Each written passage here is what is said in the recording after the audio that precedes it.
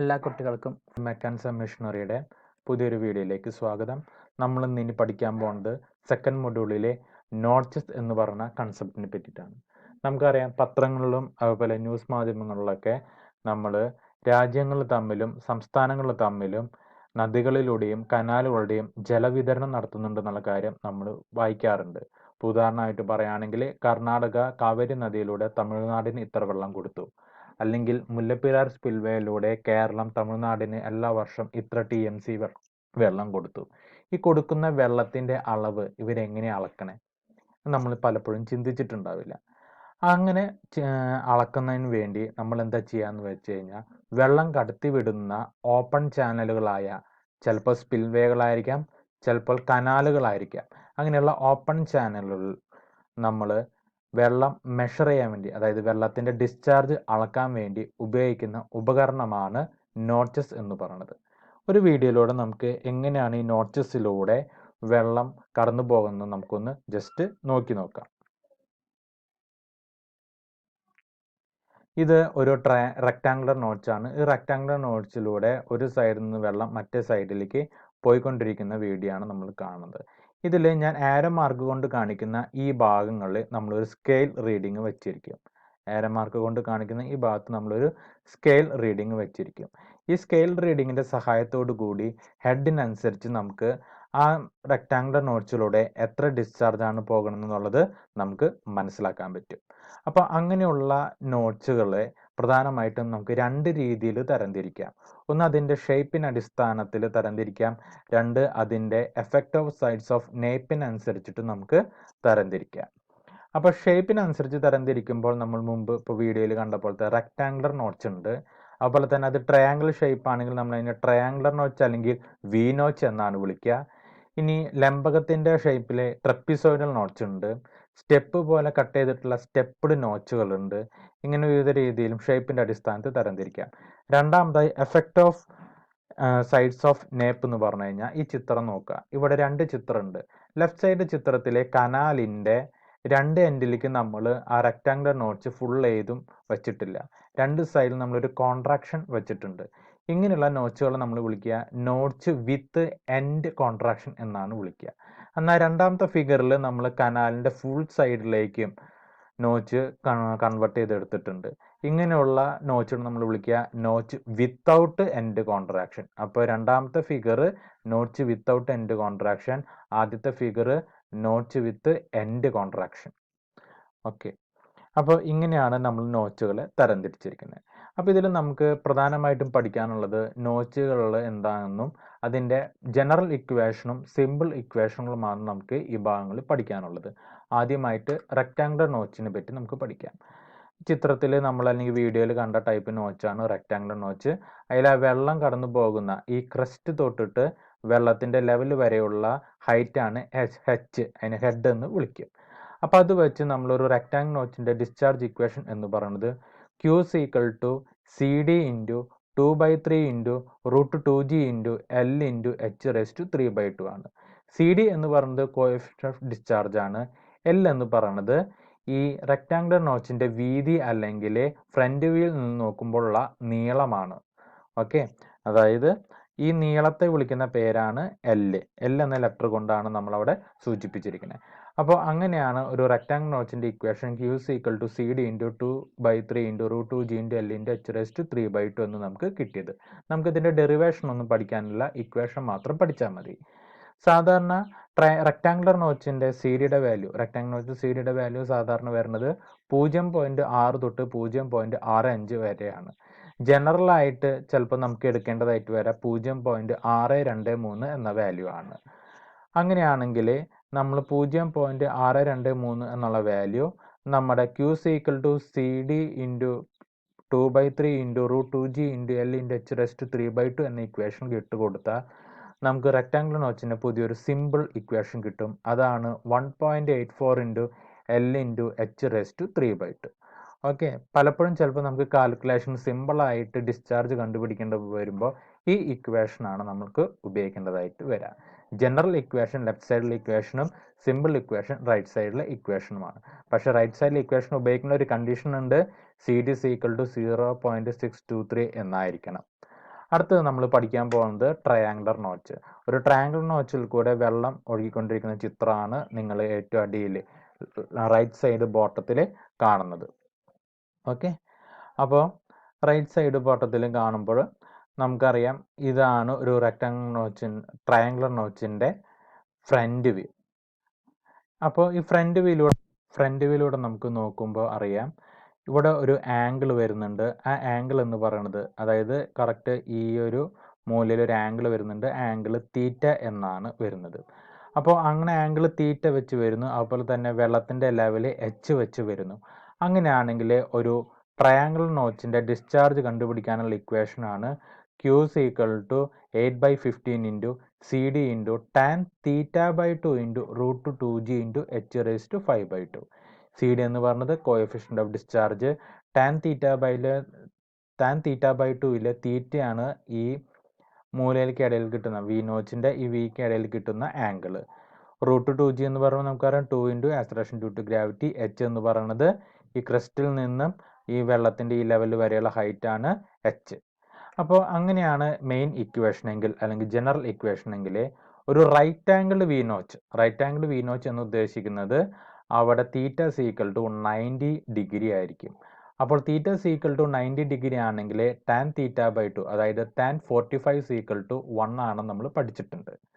അപ്പോൾ അങ്ങനെയുള്ള ഒരു ട്രയാങ്കുലർ നോച്ചിൽ അതിൻ്റെ CD സീക്വൽ ടു 0.6 ആണെങ്കിൽ നമ്മൾ ആ വാല്യൂസൊക്കെ ജനറൽ ഇക്വേഷൻ ഇട്ട് കൊടുത്തു എന്ന് വിചാരിക്കുക. നമുക്ക് ഫൈനലായിട്ട് കിട്ടുന്ന ട്രയാങ്കുലർ നോച്ചിൻ്റെ സിമ്പിൾ ഇക്വേഷൻ എന്ന് പറയുന്നത് 1.417 ഇൻറ്റു h raised to 5/2 ആണ്. അപ്പോൾ രണ്ട് ഇക്വേഷനാണ് നമുക്ക് ട്രയാങ്കുലർ നോച്ചിന് റെക്ടാങ്കുലർ നോച്ച് പോലെ തന്നെ ഉള്ളത്. ഒന്ന് ജനറൽ ഇക്വേഷനും ഒന്ന് സിമ്പിൾ ഇക്വേഷനും. പക്ഷെ സിമ്പിൾ ഇക്വേഷൻ ഉപയോഗിക്കുന്ന ഒരു കണ്ടീഷൻ ഉണ്ട്. ഒന്നെങ്കിൽ CD വാല്യൂ 0.6 ആയിരിക്കണം, അതോടൊപ്പം തന്നെ തീറ്റയുടെ വാല്യൂ 90 ഡിഗ്രി ആയിരിക്കണം. അല്ലെങ്കിൽ അതൊരു റൈറ്റ് ആംഗിൾ വി നോച്ച് എന്ന് ക്വസ്റ്റ്യനിൽ പ്രത്യേകം പറഞ്ഞിരിക്കണം. അപ്പോൾ റൈറ്റ് ആംഗിൾ വി നോച്ച് ആണെങ്കിലോ അല്ലെങ്കിൽ തീറ്റ സീക്വൽ ടു 90 ഡിഗ്രിയും CD സീക്വൽ ടു 0.6 ആണെങ്കിൽ നമുക്ക് ജനറൽ ഇക്വേഷൻ ഉപയോഗിക്കണമെന്ന് പകരം സിമ്പിൾ ആയിട്ടുള്ള ഇക്വേഷൻ ഉപയോഗിച്ച് ആ ട്രയാങ്കുലർ നോച്ചിലൂടെയുള്ള ഡിസ്ചാർജിൻ്റെ ഇക്വേഷൻ കണ്ടുപിടിക്കാവുന്നതാണ്. അപ്പോൾ ഇത്രയാണ് ട്രയാങ്കുലർ നോച്ചിനെ പറ്റി നമുക്ക് പറയാനുള്ളത്. അടുത്തതാണ് ട്രപ്പിസോയിഡൽ നോച്ച്. ട്രപ്പിസോയിഡൽ നോച്ച് എന്ന് പറഞ്ഞതിൻ്റെ ഒരു ചിത്രമാണ് ഇവിടെ കൊടുത്തിരിക്കുന്നത്. ചിത്രം സൂക്ഷിച്ച് നോക്കിയാൽ നമുക്കറിയാം ഒരു ട്രയാങ്കുലർ നോച്ചിനെ നമ്മൾ രണ്ടായിട്ട് സ്പ്ലിറ്റ് ചെയ്തു. ലെഫ്റ്റ് സൈഡും റൈറ്റ് സൈഡും എടുത്ത് ഒരു റെക്റ്റാങ്കുലർ നോച്ചിൻ്റെ ലെഫ്റ്റ് സൈഡിലും റൈറ്റ് സൈഡിലും ഫിറ്റ് ചെയ്താൽ എങ്ങനെയിരിക്കും? അതേപോലത്തെ ഒരു ഷേപ്പാണ് നമ്മുടെ ട്രപ്പിസോയിഡൽ നോച്ചിന് ഉള്ളത്. അങ്ങനെ ഒരു ട്രപ്പിസോയിഡൽ നോച്ചിൻ്റെ ചിത്രമാണ് ഇവിടെ കാണിച്ചിരിക്കുന്നത്. ഇതിൽ റെക്റ്റാങ്കിൾ സെക്ഷൻ, ട്രപ്പിസോയിഡൽ നോച്ചിലെ റെക്റ്റാങ്കിൾ സെക്ഷൻ എന്ന് പറയുന്നത് ABCD എന്നാണ്. അതുപോലെ തന്നെ ട്രയാങ്കിൾ സെക്ഷൻ എന്ന് പറയുന്നത് ഒരു ട്രയാങ്കിൾ സെക്ഷൻ, ലെഫ്റ്റ് സൈഡിലെ ട്രയാങ്കിൾ സെക്ഷൻ എന്ന് പറയുന്നത് ADFും റൈറ്റ് സൈഡിലെ ട്രയാങ്കിൾ സെക്ഷൻ എന്ന് പറയുന്നത് BCEയുമാണ്. അപ്പോൾ ഒരു ട്രപ്പിസോയിഡൽ നോച്ചിൻ്റെ ഡിസ്ചാർജ് എന്ന് പറയുന്നത് അത് ആ ട്രപ്പിസോയിഡൽ നോച്ചിലെ റെക്റ്റാങ്കുലർ സെക്ഷനിലെ ഡിസ്ചാർജിൽ കൂടിയും ട്രയാങ്കുലർ സെക്ഷനിലെ ഡിസ്ചാർജിൻ്റെയും കോമ്പിനേഷൻ ആയിരിക്കും, അതായത് രണ്ടിൻ്റെയും സം ആയിരിക്കും. അങ്ങനെയാണെങ്കിൽ അതിലെ റെക്റ്റാങ്കുലർ പോർഷൻ, അതായത് ABCDയിൽ കൂടിയുള്ള ഡിസ്ചാർജ് എന്ന് പറയുന്നത് Q1 equal to 2/3 into CD1 into L into √2g into h raised to 3/2. L എന്ന് പറയുന്നത് ഈ വിഡ്ത്തായിരിക്കും, D തൊട്ട് C വരെയുള്ള ഈ വിഡ്ത്തായിരിക്കും, അതായത് ബോട്ടം വിഡ്ത്തായിരിക്കും. ഇനി അതിൻ്റെ തന്നെ ട്രയാങ്കുലർ സെക്ഷൻ എന്ന് പറയുമ്പോൾ നമുക്കറിയാം 8/15 into CD2 into tan theta by 2 into √2g into h raised to 5/2. Theta by 2 എന്ന് പറഞ്ഞാൽ നമുക്കറിയാം ഈ ട്രയാങ്കിളിനെ രണ്ടായി മുറിച്ചപ്പോൾ അത് തീറ്റ എന്നുള്ള തീറ്റ ബൈ 2 ആയി മാറും. ഇവിടെ കാണുന്ന ഈ ഷോർട്ട് ഗ്യാപ്പിലുള്ള ആംഗിളാണ് തീറ്റ ബൈ 2. CD1 എന്നുള്ളത് റെക്റ്റാങ്കിൾ സെക്ഷൻ്റെ കോഎഫിഷ്യൻ്റ് ഓഫ് ഡിസ്ചാർജും CD2 എന്ന് പറയുന്നത് ട്രയാങ്കിൾ സെക്ഷൻ്റെ കോഎഫിഷ്യൻ്റ് ഓഫ് ഡിസ്ചാർജുമാണ്. അപ്പോൾ നമുക്കറിയാം discharge through A trapezoidal notch എന്ന് പറയുമ്പോൾ Q1 പ്ലസ് Q2 ആയിട്ട് വരും. അപ്പോൾ പ്രത്യേകിച്ചൊന്നും ചെയ്യാനൊന്നുമില്ല. Q1ഉം Q2 എന്ന് പറഞ്ഞത് റെക്റ്റാങ്കിൾ നോച്ചിൻ്റെ ഡിസ്ചാർജ് പ്ലസ് ട്രയാങ്കിൾ സെക്ഷൻ കൂടിയുള്ള discharge, that is 2/3 into CD1 into L into √2g into h raised to 3/2 plus 8/15 into CD2 into tan theta by 2 into √2g into h raised to 5/2. ഇതാണ് ഒരു trapezoidal നോച്ചിൻ്റെ equation. ഇനി നമുക്ക് അടുത്തത് advantages of triangle notch over rectangle notch എന്ന കൺസെപ്റ്റിനെ പറ്റി പഠിക്കാം. സാധാരണ പരീക്ഷയ്ക്ക് പല തവണയായിട്ട് ആവർത്തിച്ച് ചോദിച്ചിട്ടുള്ള ഒരു ഭാഗമാണ് advantages triangle notch over rectangle notch. പലപ്പോഴും നമ്മൾ ഇറിഗേഷൻ ഡിപ്പാർട്ട്മെൻറ്റിൽ ചില സാഹചര്യങ്ങളിൽ റെക്ടാങ്കിൾ നോച്ചിനേക്കാളും കൂടുതൽ ട്രയാങ്കുലർ നോട്ട്സാണ് പ്രിഫർ ചെയ്യാറ്. എന്തുകൊണ്ട് എന്നുള്ള കാര്യമാണ് നമ്മൾ പഠിക്കാൻ പോകുന്നത്. For right angled V notch അല്ലെങ്കിൽ weir expression for the computation of discharge is very simple. അതായത് ഒരു റൈറ്റ് ആംഗിൾ വി നോച്ച് ആണെങ്കിൽ നമ്മൾ പഠിച്ചു അതിൻ്റെ ഇക്വേഷൻ എന്ന് പറയുന്നത് 1.417 ഇൻറ്റു എച്ച് റേസ് ടു 5/2 എന്ന ഇക്വേഷൻ മാത്രം നമുക്ക് അതിൽ എച്ചിൻ്റെ വാല്യൂ മാത്രം വെച്ച് ചെയ്ത് കഴിഞ്ഞാൽ അതിൻ്റെ ഡിസ്ചാർജിൻ്റെ കമ്പ്യൂട്ടേഷൻ വളരെ എളുപ്പത്തിൽ നമുക്ക് ചെയ്യാൻ പറ്റും. രണ്ടാമത്തെ, for low discharges a triangle notch gives more accurate results than rectangle notch. ചെറിയ ചെറിയ ഡിസ്ചാർജ് കണ്ടീഷൻ നമ്മൾ റെക്ടാങ്കിൾ നോച്ചിനേക്കാൾ എപ്പോഴും പ്രിഫർ ചെയ്യുന്നത് ട്രയാങ്കിൾ നോച്ചാണ്. കാരണം കുറച്ചും കൂടി അക്യുറേറ്റ് ആയിട്ടുള്ള റിസൾട്ട് കിട്ടുന്നത് ട്രയാങ്കുലർ നോച്ചിനാണ്. മൂന്നാമതായി പറയാന്ന് വെച്ചാൽ in a given triangular notch only one reading head is required to be taken for the measurement of discharge.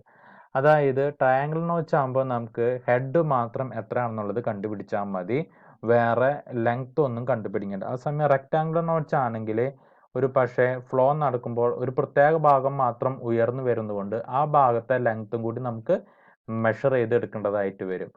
അപ്പോൾ അങ്ങനെയുള്ള കേസുകൾ നമുക്ക് ലെങ്ത്തും വേണം ഹെഡും വേണം. അപ്പോൾ റെക്ടാങ്കിൾ നോച്ചിൻ്റെ കൂടിയുള്ള ഡിസ്ചാർജ് കണ്ടുപിടിക്കാൻ കുറച്ച് ബുദ്ധിമുട്ടാണ്. അപ്പോൾ അങ്ങനെയുള്ള സാഹചര്യം ഏറ്റവും നല്ലത് നമുക്ക് ട്രയാങ്കിൾ നോച്ച് തന്നെയാണ്. അതാകുമ്പോൾ നമുക്ക് ഹെഡ് മാത്രം ആ നോച്ചിലിൻ്റെ കണ്ടുപിടിച്ചാൽ മതി. അത് വെച്ചിട്ട് നമുക്ക് ഡിസ്ചാർജ് ഈസി ആയിട്ട് കാൽക്കുലേറ്റ് ചെയ്യാവുന്നതാണ്. നാലാമതായി ventilation of triangle notch is not required. ഇവിടെ അടിയിൽ ലെഫ്റ്റ് സൈഡിലും റൈറ്റ് സൈഡിലായിട്ട് രണ്ട് ചിത്രം കാണിച്ചിരിക്കുന്നത് കാണാം. ഇങ്ങനെ പൈപ്പിൽ കൂടെ എയർ സപ്ലൈ നമ്മൾ നോച്ചിൻ്റെ അടിയിൽ കൂടെ കൊടുക്കുന്നതിന് വിളിക്കുന്ന പേരാണ് വെന്റ് എന്ന് പറയുന്നത്, എയർ വെന്റ്. ഇത് സാധാരണ ട്രയാങ്കുലർ നോച്ചിന് ഇതിൻ്റെ ആവശ്യമില്ല, എന്നാൽ റെക്ടാങ്കുലർ നോച്ചിൻ്റെ ആവശ്യം നന്നായിട്ടുണ്ട്. ഇങ്ങനെ വെന്റ് നമ്മൾ കൊടുക്കാത്ത പക്ഷം നമ്മുടെ റൈറ്റ് സൈഡിലെ ഫിഗർ നിങ്ങൾക്ക് ഇവിടെ കാണാം. ഈ ചൂണ്ടി കാണിക്കുന്ന ഈ ഫിഗറിൽ എന്താ സംഭവിക്കണമെന്ന് വെച്ച് കഴിഞ്ഞാൽ നമ്മുടെ ഡിസ്ചാർജ്, അതായത് നേപ്പ് എന്ന് പറഞ്ഞ സംഭവം അല്ലെങ്കിൽ ഷീറ്റ് ഓഫ് വാട്ടർ എന്ന് പറഞ്ഞത് ഭിത്തിയോട് ചേർന്ന് പോവുകയും നമുക്ക് അക്യുറേറ്റ് ആയിട്ടുള്ള ഡിസ്ചാർജ് റേറ്റ് കിട്ടാതെ വരികയും ചെയ്യും. അപ്പോൾ ഇങ്ങനെയുള്ള കേസുകൾ നമുക്ക് പ്രോപ്പറായിട്ട് എപ്പോഴും വെന്റിലേഷൻ റെക്ടാങ്കുലർ നോച്ചിന് കൊടുക്കേണ്ടതായിട്ട് വരുന്നു. അങ്ങനെയാണ്. പക്ഷേ ആ സമയം ട്രയാങ്കുലർ നോച്ചിന് ഇങ്ങനത്തെ വെന്റിലേഷൻ കൊടുക്കേണ്ട ആവശ്യമൊന്നുമില്ല. അപ്പോൾ അങ്ങനെയുള്ള സാഹചര്യങ്ങൾ നമ്മളെപ്പോഴും ഏത് നോച്ചാണ് കൂടുതൽ ഉപയോഗിക്കുക? ട്രയാങ്കുലർ നോച്ച് തന്നെയാണ് ഉപയോഗിക്കുക.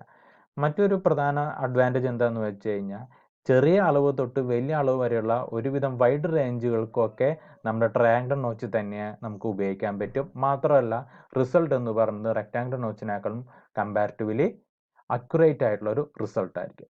അപ്പോൾ ഇത്രയൊക്കെയാണ് ട്രയാങ്കിൾ നോച്ചിൻ്റെ റെക്ടാങ്കിൾ നോച്ചിനെ അപേക്ഷിച്ചുള്ള അഡ്വാൻറ്റേജുകൾ. ഓക്കെ, അപ്പോൾ ഈ വെന്റിലേഷൻ എന്ന് പറഞ്ഞ ഭാഗം നിങ്ങൾക്ക് മനസ്സിലാവാൻ വേണ്ടി ഞാൻ വെച്ചു എന്നുള്ളൂ. അത് നമുക്ക് സിലബസിലൊന്നുമില്ല, അപ്പോൾ അതിനെ പറ്റി ആരും ബോധറാവണ്ട. പക്ഷെ നമ്മൾ ഈ 5 advantages of triangle notch over rectangle notch നിർബന്ധമായിട്ട് പഠിച്ചിരിക്കണം. അപ്പോൾ ഇത്രയും കാരണങ്ങൾ കൊണ്ടാണ് നമ്മൾ ട്രയാങ്കിൾ നോച്ച് കൂടുതലും പ്രിഫർ ചെയ്യുന്നത്. അടുത്ത് നമുക്കിനി പഠിക്കാനുള്ളത് ഒറിഫൈസും നോച്ചസും തമ്മിലുള്ള പ്രധാന വ്യത്യാസങ്ങൾ എന്താണെന്നാണ് നമ്മൾ പഠിക്കാൻ പോകുന്നത്. കമ്പാരിസൻ്റെ ഭാഗമായിട്ട് ലെഫ്റ്റ് സൈഡിൽ ഒറിഫൈസിൻ്റെ പ്രത്യേകതകളും ഒരു ചിത്രവും കൊടുത്തിട്ടുണ്ട്, റൈറ്റ് സൈഡിൽ നോച്ചുകളുടെ പ്രത്യേകതകളും അതിൻ്റെ ഒരു ചിത്രവും കൊടുത്തിട്ടുണ്ട്. അപ്പോൾ ആദ്യത്തെ ഒറിഫൈസ് എന്ന് പറഞ്ഞാൽ this is a small opening in the side of a tank through which the fluid flows. അതായത് ഒരു ടാങ്കിൻ്റെ സൈഡിലുണ്ടാകുന്ന ചെറിയൊരു സുഷിരം അതിൽ കൂടി ഉണ്ടാകുന്ന ഫ്ലൂയിഡ് ഫ്ലോനെ വിളിക്കുന്ന പേരാണ് ഒറിഫൈസ്. എന്നാൽ നോച്ച് എന്ന് പറയുന്നത് ഒരു ഡാമിൻ്റെയോ ടാങ്കിൻ്റെയോ സൈഡിലുണ്ടാകുന്ന ചിത്രത്തിൽ കാണിച്ചിട്ട് പോലുള്ള വലിയൊരു ഓപ്പണിങ്ങിന് വിളിക്കുന്ന പേരാണ് നോച്ച്. അടുത്ത രണ്ടാമത്തെ വ്യത്യാസം പറയുന്നത് നോച്ചിൻ്റെ അപ്പർ എഡ്ജും ഫ്രീ സർഫസ് ഓഫ് വാട്ടർ എന്ന് പറഞ്ഞ ഇതാണ്. ഈ നോച്ചിൻ്റെ upper edge free surface of വാട്ടറിൻ്റെ താഴെ ആയിട്ടാണ് വരുന്നത്. ചിത്രത്തിലുള്ള പോലെ നോച്ച് ഓറിഫൈസിൻ്റെ അപ്പർ എഡ്ജ് എന്ന് പറയുന്നത് ഫ്രീ സർഫസ് ഓഫ് വാട്ടറിൻ്റെ താഴെ ആയിട്ടാണ് വരുന്നത്. ഓക്കെ, ഇതാണ് ഒറിഫൈസിൻ്റെ അപ്പർ എഡ്ജ്. അപ്പോൾ അതെന്ന് പറയുന്നത് ഫ്രീ സർഫസ് ഓഫ് വാട്ടറിൻ്റെ താഴെ ആയിട്ടാണ് വരുന്നത്. എന്നാൽ നോച്ചിൻ്റെ കേസിൽ പറയാന്ന് വെച്ചാൽ ഇതാണ് അപ്സ്ട്രീം വാട്ടർ ലെവല്. ഈ അപ്സ്ട്രീം വാട്ടർ ലെവൽ എപ്പോഴും എന്തായിരിക്കും? ഈ പറയുന്ന upper edge of the notch, ഇതാണ് upper edge of the notch. ഇതിന് താഴെയായിട്ടാണ് അപ്സ്ട്രീം വാട്ടർ ലെവല് നോച്ചിൻ്റെ കേസിൽ വരുന്നത്. ഇതാണ് അപ്സ്ട്രീം വാട്ടർ ലെവല്, ഇതാണ് നമ്മുടെ upper edge of the notes. ഇതിനടിയിലായിട്ടാണ് നമ്മുടെ അപ്സ്ട്രീം വാട്ടർ ലെവൽ വരുന്നത്. മൂന്നാമത്തെ വ്യത്യാസം എന്ന് പറയുന്നത് ഒരു ഒറിഫൈസിൽ കൂടെ വരുന്ന സ്ട്രീം ലൈനിനെ നമ്മൾ ജെറ്റ് എന്ന് വിളിക്കുമ്പോൾ നോച്ചിൻ്റെ കേസിൽ നമ്മൾ ഷീറ്റിൻ്റെ ഷേപ്പിലാണ് വാട്ടർ പുറത്തേക്ക് വരുന്നത്. അതിനെ നാപ്പ് അല്ലെങ്കിൽ വെയിൻ എന്നാണ് വിളിക്കുക. നാലാമത്തെ വ്യത്യാസം എന്ന് പറയുന്നത് ഒറിഫൈസിൻ്റെ ഡയാമീറ്ററും അതുപോലെ തന്നെ ഈ ഹെഡ് എന്ന് പറയുന്നതും ഡയമെൻഷനിൽ കാര്യമായ വ്യത്യാസം ഉണ്ടായിരിക്കും. ഡയമെൻഷൻ ഈ ഹെഡ് എന്ന് പറഞ്ഞാൽ ചിലപ്പോൾ സാധാരണ മീറ്ററിൽ പറയേണ്ട അത്ര വ്യത്യാസം, അതുപോലെ തന്നെ ഈ ഡയമെൻഷൻ ഓഫ് ഒറിഫൈസ്, അതായത് ഒറിഫൈസിൻ്റെ ഡയമീറ്റർ എന്ന് പറഞ്ഞാൽ ചിലപ്പോൾ ഒരു പക്ഷേ മില്ലിമീറ്ററിൽ പറയുന്ന ഒരു അളവേ ഉണ്ടായിരിക്കുള്ളൂ. അപ്പോൾ രണ്ടും തമ്മിൽ ഡയമെൻഷൻസ് ഓഫ് ഒറിഫൈസും അതുപോലെ തന്നെ ഈ ഹെഡ് ഓഫ് ദ വാട്ടറും തമ്മിൽ കാര്യമായ വ്യത്യാസം ഉണ്ടായിരിക്കും. എന്നാൽ നോച്ചിൻ്റെ കേസിൽ പറയുകയാണെങ്കിൽ ഇപ്പോൾ ഇവിടെ ചിത്രത്തിൽ കാണിച്ചിട്ടുണ്ട്, ഈ സ്കെയിൽ വച്ചിരിക്കുന്ന അത്രയും നോച്ചിന് ഉയരമുണ്ട്. എന്നാൽ ഈ നോച്ചിൽ കൂടെ പോകുന്ന വാട്ടറിൻ്റെ ഹൈറ്റ് എന്ന് പറഞ്ഞാൽ ഏകദേശം ഇത്രത്തോളം തന്നെയുണ്ട്, അതിൻ്റെ മുക്കാൽക്കോളം തന്നെ ഉണ്ട് താനും. അപ്പോൾ നോച്ചിൻ്റെ കേസിൽ ഈ ഹെഡ് ഓഫ് ദ വാട്ടറും നോച്ചിൻ്റെ സൈസും തമ്മിൽ കാര്യമായ വലിയ വ്യത്യാസമൊന്നും ഉണ്ടാവില്ല. ഏകദേശം അടുത്തടുത്തുള്ള സിമിലർ വാല്യൂ ആയിരിക്കും. ഒരു പക്ഷേ നല്ല ഫ്ലോ ഉണ്ടെങ്കിൽ ആ നോച്ചിൻ്റെ അത്ര ഹൈറ്റിൽ തന്നെ വാട്ടർ ലെവൽ ഉണ്ടായിരിക്കും താനും. അടുത്തത് pressure on the upstream side of the orifice is more than the downstream side of the pressure which is atmospheric. അതായത് നമ്മുടെ ഒറിഫൈസിൻ്റെ കേസിൽ എന്ന് പറയുമ്പോൾ ഇതിനെ ഡൗൺസ്ട്രീം സൈഡ് എന്നും ഇതിനെ അപ്സ്ട്രീം സൈഡ് എന്നാണ് വിളിക്കുക. അപ്സ്ട്രീം സൈഡിലെ പ്രഷർ എന്ന് പറയുന്നത് ഡൗൺസ്ട്രീം സൈഡിലെ പ്രഷറിനേക്കാളും ഈ ഭാഗത്തെ പ്രഷറിനേക്കാളും കൂടുതലായിരിക്കും. മാത്രമല്ല ഈ അപ്സ്ട്രീം സൈഡിലെ പ്രഷർ മിക്കവാറും ഒരു അറ്റ്മോസ്ഫിയറിക് പ്രഷറും ആയിരിക്കും, ഇത് atmosphere പ്രഷറിനേക്കാളും താഴെയായിരിക്കും.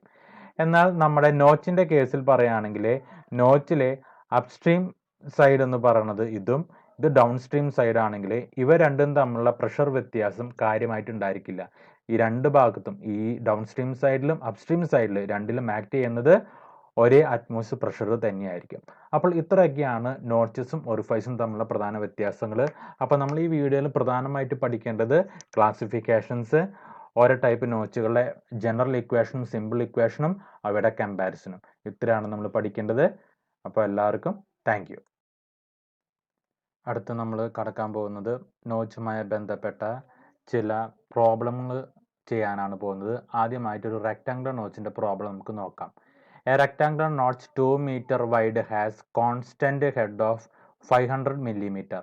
Find the discharge over the notch if coefficient of discharge for the notch is 0.62. അപ്പോൾ ഇവിടെ നോച്ച് ഈസ് 2 meter വൈഡ് എന്ന് പറഞ്ഞു കഴിഞ്ഞാൽ നമ്മൾ ഉടനെ തന്നെ മനസ്സിലാക്കേണ്ടത് ആ നോച്ചിൻ്റെ വിഡ്ത്ത് അല്ലെങ്കിൽ ലെങ്ത് LC = 2 meter എന്നാണ്.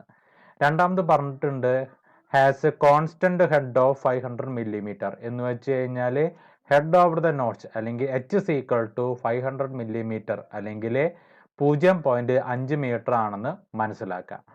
മൂന്നാമതായിട്ട് കോഎഫിഷ്യന്റ് ഓഫ് ഡിസ്ചാർജ് ചോദ്യത്തിൽ ഡയറക്റ്റ് തന്നിട്ടുണ്ട് 0.62. നമുക്കറിയാം റെക്ടാങ്കുലർ നോച്ചിൻ്റെ ഡിസ്ചാർജ് കണ്ടുപിടിക്കാനുള്ള ജനറൽ ഇക്വേഷൻ എന്ന് പറയുന്നത് 2/3 × CD × L × √2G × h⁻³ 2/3. അതേപോലെ തന്നെ CDക്ക് നമ്മൾ 0.62 കൊടുത്തു, L ലെങ്ത് നമ്മൾ 2 എന്ന് കൊടുത്തു, √2 × 9.81 × h⁻³ h 0.5. നമുക്ക് ഉത്തരം കിട്ടുകയായി 1.294 m³/s. അതാണ് ഇതിൻ്റെ ഉത്തരം. തന്നിട്ടുള്ള വാല്യൂസ് അതേപോലെ തന്നെ ഇക്വേഷൻ സബ്സ്റ്റിറ്റ്യൂട്ട് ചെയ്ത് ഉത്തരം കണ്ടുപിടിക്കുക. അത്രേ നമുക്ക് ഇതിൽ ചെയ്യാനുള്ളൂ. ഇനി രണ്ടാമത്തെ റെക്ടാങ്കുലർ നോച്ചിൻ്റെ പ്രോബ്ലം നമുക്ക് നോക്കാം. A rectangular notch has discharge of 0.24 m³/s. When head of water is 800 millimeter, find the length of the notch. Assume CD is equal to 0.6.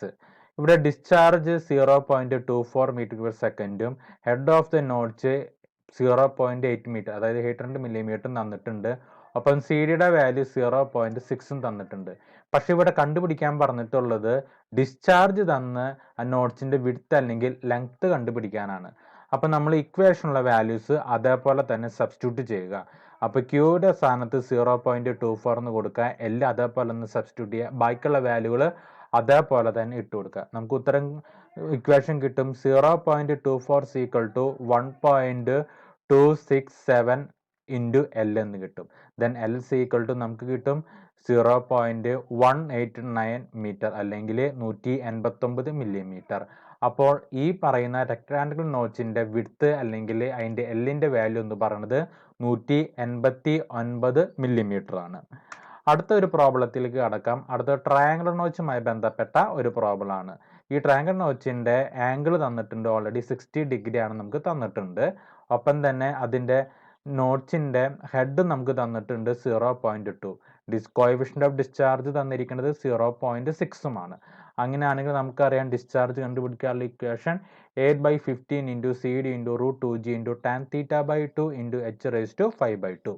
അപ്പോൾ സി ഡിക്ക് 0.6 tan theta by 2 എന്ന് പറയുന്നത് tan 60/2 അപ്പോൾ h എന്ന് പറഞ്ഞത് 0.2 ആണ്.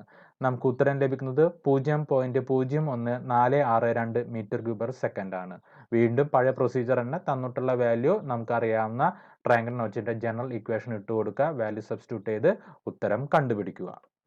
ഓക്കെ, ഇനി നിങ്ങൾ എപ്പോഴും പ്രോബ്ലം ചെയ്യുമ്പോൾ പ്രത്യേകം ശ്രദ്ധിക്കുക, നമ്മൾ MS കാൽക്കുലേറ്റർ ആണ് ഉപയോഗിക്കുന്നതെങ്കിൽ by15 എന്ന് അടിക്കുമ്പോൾ ഈ മുകളിലുള്ള ഭാഗങ്ങൾക്ക് അടിച്ചു കഴിഞ്ഞ ശേഷം മാത്രം നിങ്ങൾ ഹരിക്കണം 15 ഇടുക.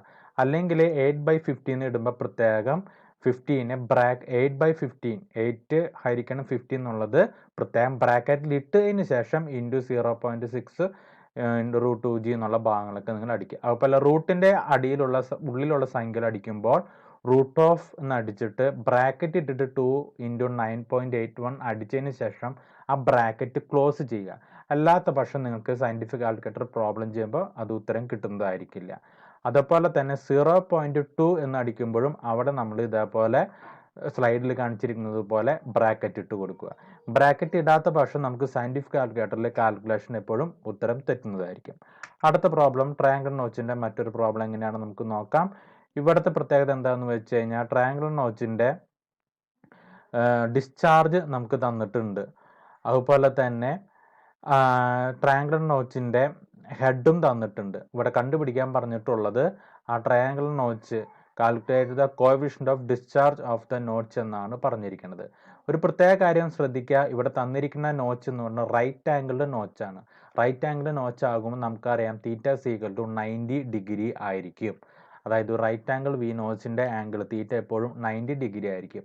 അതുപോലെ മറ്റൊരു പ്രധാന കാര്യം ശ്രദ്ധിക്കേണ്ടത് 0.04 metre cube of water flowing over the notch was collected in 1 minute എന്നാണ് പറഞ്ഞിരിക്കുന്നത്.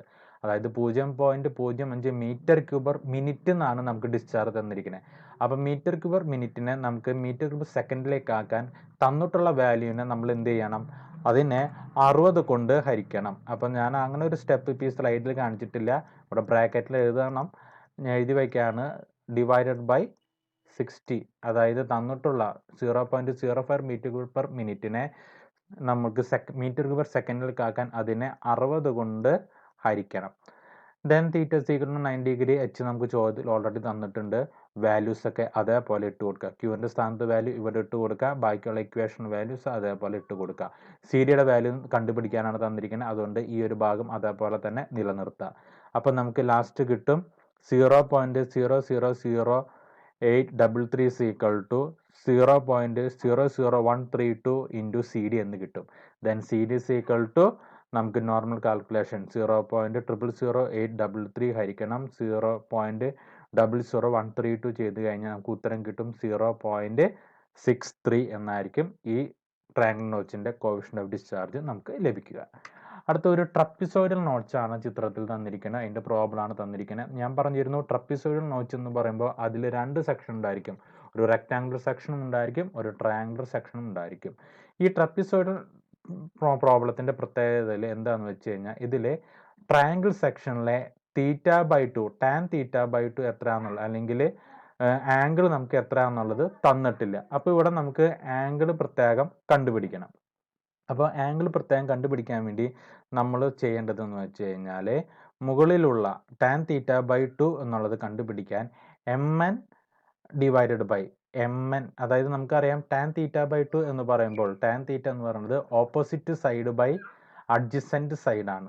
ഓപ്പോസിറ്റ് സൈഡ് ബൈ അഡ്ജസൻറ്റ് സൈഡാണ് നമ്മുടെ ഒരു tan θ/2 ട്രിഗോണോമെട്രി പ്രകാരമുള്ള tan θ/2 എന്ന് പറയുന്നത്. അപ്പോൾ mn ഡിവൈഡഡ് ബൈ NB ചെയ്ത് കഴിഞ്ഞാൽ mൻ്റെ വാല്യൂ നമുക്ക് ഓൾറെഡി ഉത്തരത്തിൽ കണ്ടുപിടിക്കാവുന്നതാണ്. ദാറ്റ് ഈസ് 1.2 മൈനസ് 0.5 ചെയ്ത് കഴിഞ്ഞാൽ എം എന്നുള്ളത് M S minus N P divided by ചെയ്തിട്ട് അതിനെ 2 കൊണ്ട് ഹരിച്ച് കഴിഞ്ഞാൽ നമുക്ക് ഏകദേശം ടാൻ തീറ്റ എം എൻ എന്നുള്ള വാല്യൂ എത്ര എന്നുള്ളത് കിട്ടും. അതായത് M S minus N P M S minus N P ചെയ്ത് കഴിഞ്ഞാൽ അതിനെ നമ്മൾ 2 കൊണ്ട് ഹരിച്ച് കഴിഞ്ഞാൽ ഈ എം എൻ എന്ന വാല്യൂ നമുക്ക് എത്ര എന്നുള്ളത് കിട്ടും.